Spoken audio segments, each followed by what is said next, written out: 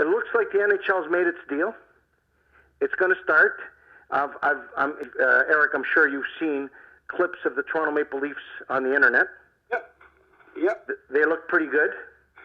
Yeah, we're less than a week away from Leafs Habs. It's exciting. I mean, it's going to be, the schedule is out for the Leafs. It's, obviously they're going to have a bunch of situations where they're in Winnipeg for 3 straight games or in Ottawa for 3 straight. It's something we haven't seen with the NHL and the schedule before. And I think to me the Leafs are the best team in the Canadian division. I really don't know. Here's the dream of people like guys like the great Howie Meeker and a lot of other hockey broadcasters who are Danny Gellerman, who are hoping for there to be a Canadian league, and then they would play for the Stanley Cup against the Americans.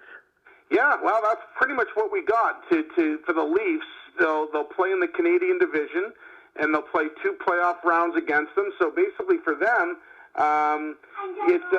you win those 2 rounds, and you go to the next round. You'll play an American team. Yeah, you play the conference championship, I would assume, against the Western Division, and then if you win, you're in the Stanley. Yeah, but what's important, Bill? You get to see the great rivalries of Alberta, Calgary and Edmonton and Winnipeg and Vancouver, right? You get to see the great rivalry of Toronto, Montreal. Yep.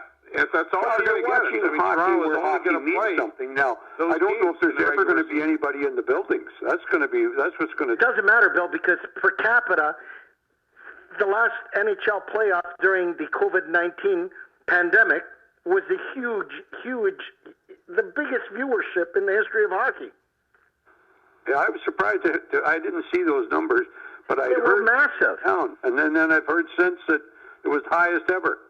It was in the history. Content, HBO and Netflix and Amazon have had record-breaking because people have been watching TV. Yeah. And the hunger for the hockey is incredible. Can you imagine? Hockey be over June, right? And then you'd start hearing about hockey in August, and in September the training camp starts, right? And by October you got hockey. Yeah. But we had fucking no hockey, and now it's coming in January. And people who love to watch Toronto and Montreal and Ottawa, right? Mm-hmm. Their dream has come true.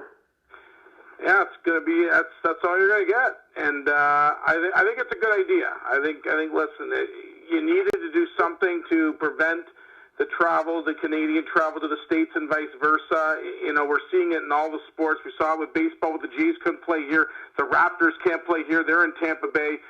You just can't make special exceptions for sporting teams to be able to travel border to border and cross borders, and you're not letting other people do it. So I listen, guys. I love watching Toronto Maple Leafs play the Boston Bruins. I like Toronto play.